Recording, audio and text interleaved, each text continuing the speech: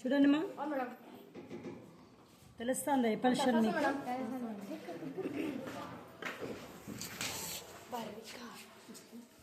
తీసేద్దాం, దగ్గరకు వచ్చేసింది. ఇప్పుడు చూడండి మా రిపల్షన్ జరుగుతుందా? ఎందుకు రిపల్షన్ జరుగుతుంది మా?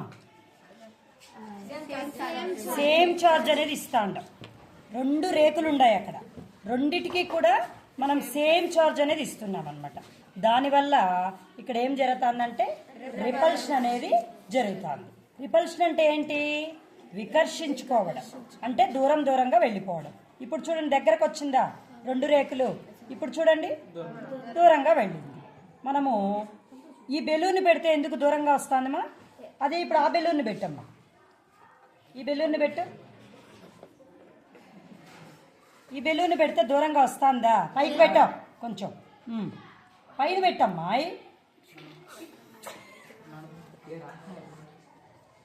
పైన దాన్ని తాకించకూడదు, పైన పెట్టు. జరుగుతుందమ్మా?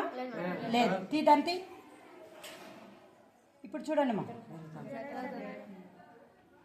దాన్ని పెట్టి